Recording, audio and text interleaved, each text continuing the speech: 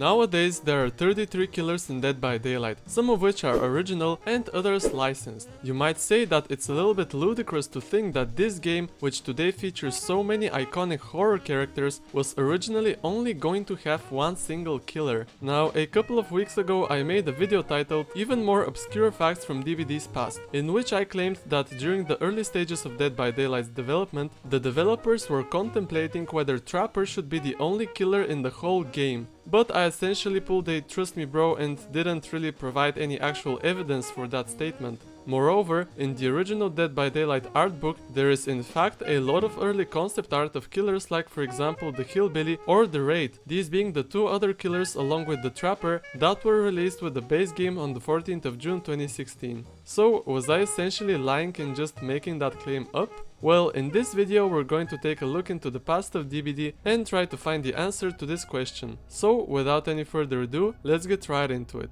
First of all, the most obvious clues that may suggest that at some point Trapper was possibly going to be the only killer in the game is that he's DBD's poster boy. The Trapper has consistently appeared on all kinds of promotional art throughout the game's history, and to this day he's still on the front of DBD's page on Steam, Epic Games and so on. But this doesn't really prove or conclude anything at all. We'll have to look a little deeper. Perhaps let's start with the following three perks: Saboteur, Small Game and Slippery Meat. Now, in my original video I did mention the first two perks, but honestly I completely forgot about Slippery Meat, so a huge thanks goes to Piper7805 for pointing that out. But why and how are these perks even related to this discussion in the first place? Well, see, back in the early days of Dead by Daylight, Saboteur, Small Game and Slippery Meat were very different compared to today. Not only did they have almost completely different functions, but they also had entirely different icons. Now, you might notice a trend surrounding these perks icons. Pretty much all of them show a bear trap being interacted with in some sort of way.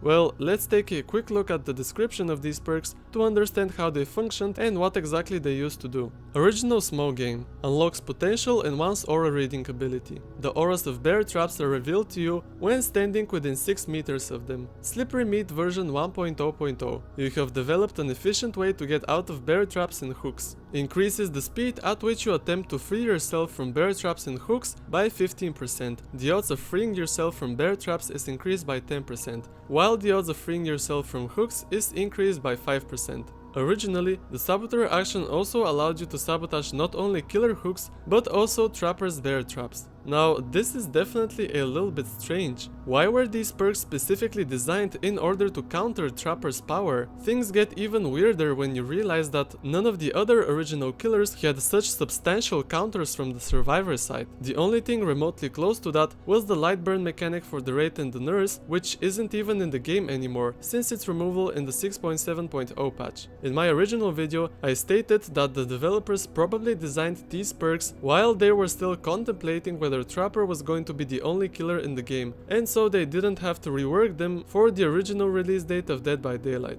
Furthermore, I said that in one of the Twitch live streams that DBD's developers used to do back in the day, Ashpanel had actually stated that yes, they were thinking about something along those lines. Now, when I made that video, I wasn't able to find that exact clip because of the sheer amount of hour-long Twitch sessions I would have to go through in order to do so. But guess what? I finally found the actual video of Ashpanel saying that. Roll the clip. That's a cool point, because we obviously had such a strong idea of that first killer when we had him out. He was so iconic, he was the first killer, and even during points of development when we didn't know which way we were going, he was going to be our only killer at one point, even though we always dreamed of this pantheon of killers. Yeah. Well, there you have it. Trapper was originally going to be the only killer in Dead by Daylight. How crazy is it to think that if that were to be the case today, we wouldn't have any of the iconic horror characters that we have now. Personally, I'm quite happy that Behavior chose to implement other types of killers as well, as if they hadn't, I'm not quite sure whether DBD would have survived even a couple of years. Well, yeah, I guess that was it. I hope you learned something new from this video and that you found it enjoyable. Sorry for the fact that it's a little short compared to my other videos that I usually make on this channel. I've just been a little busy these past couple of days and I didn't have that much free time in order to prepare a longer video for you guys. Still, anyways, thanks a lot for watching and I'll see you in the next one. Bye!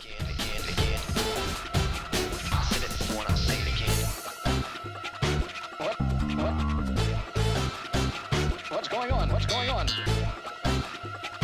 What? I don't understand what's going on here.